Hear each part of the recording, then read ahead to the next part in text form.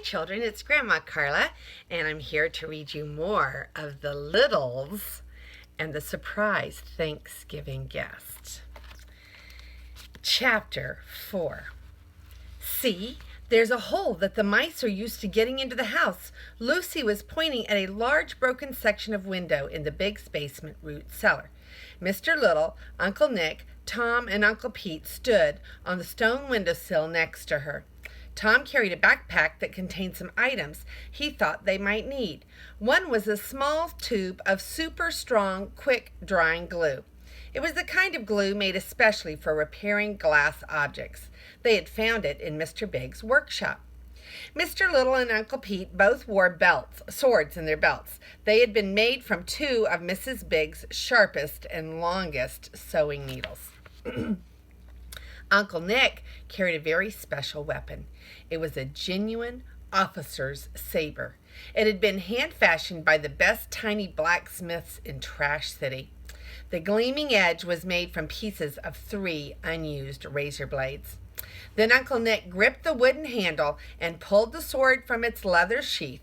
His hand was protected inside of a beautifully engraved antique thimble of pure silver. The saber had been presented to Uncle Nick for his years of outstanding service when he retired from Trash City's Mouse Brigade. The presenter was none other than the city's newest leader herself, Mayor Julie Annie. Mr. Little looked down at the pieces of broken glass at his feet. "Fixing this window is going to be a big job, but we can do it," he said.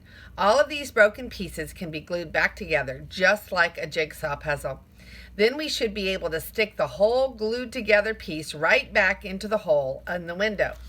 If we can find all the pieces, it should be a perfect fit." "Right," said Uncle Nick. "After that, we will reinforce it with some heavy cardboard and duct tape. We need to make sure that the mice can't break in again." The tiny people scattered all over the window ledge and started picking up the bits of glass.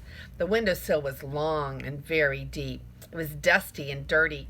One by one, the broken bits of glass were found and carried over near the hole in the window. Uncle Pete's job was to match the pieces together. As he placed the pieces on the sill, he would stop and scratch his head as he thought of how to fit them against each other. Finally, the tiny people had found almost every piece. They still needed a single triangle of glass that was about 2 inches long and half an inch wide. It didn't seem to be anywhere on the ledge at all. Just when they were about to give up, Uncle Nick shouted, "I found it!" The others ran over and joined him. He was peering over the edge of the windowsill. "There," he said, pointing downward. The missing piece was resting on a dust-covered shelf about 2 feet below them.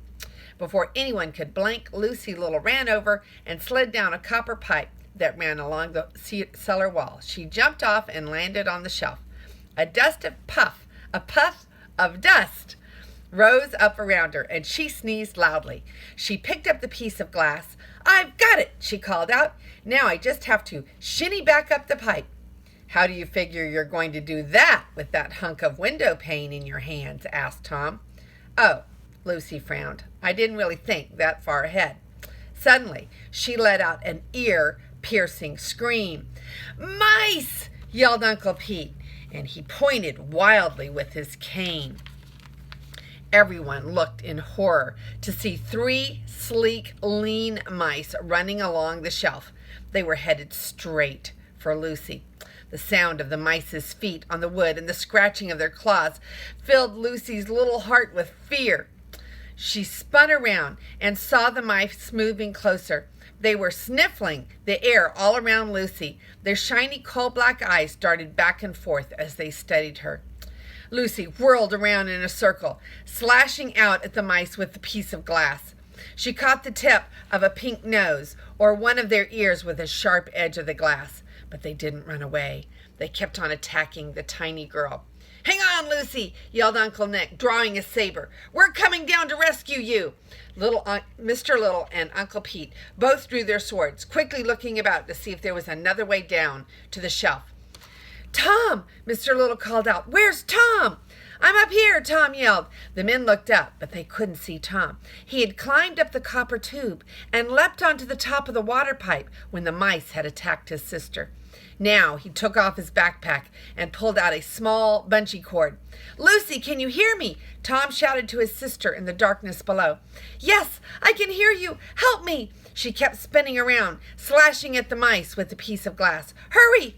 Tom picked up the bungee cord and threw it straight up in the air as hard as he could. The hook at one end caught onto the small pipe that was about a foot over his head. The other end of the cord dangled in front of him. Tom put his foot in the hook and tied it with a piece of string. He yelled again to his sister, Lucy, listen to me carefully. You need to trust what I'm about to tell you. Don't think, just trust me. When I say now, put the glass down and stand very still. Ready? Lucy nodded. She was terrified. Now, Tom yelled. Lucy barely had time to set the glass down on the shelf before she was swept off her feet. Tom had swooped down and snatched her up by the arms. They went flying through the air above the heads of the surprised mice. Lucy and Tom swung back up on top of the water pipe. They landed softly on their feet. Tom untied his foot. He grabbed Lucy by her hand. Let's get out of here, he said, and they ran as fast as they could. And here is a picture of, it's very tiny, of them trying to find all the pieces for the broken glass. And here's the really exciting picture. See the mice down there? And there is Tom grabbing Lucy and swinging her up out of the reach of those mean mice. And that is the end of chapter 4 of The Littles. And this is Grandma Carla, and I love you.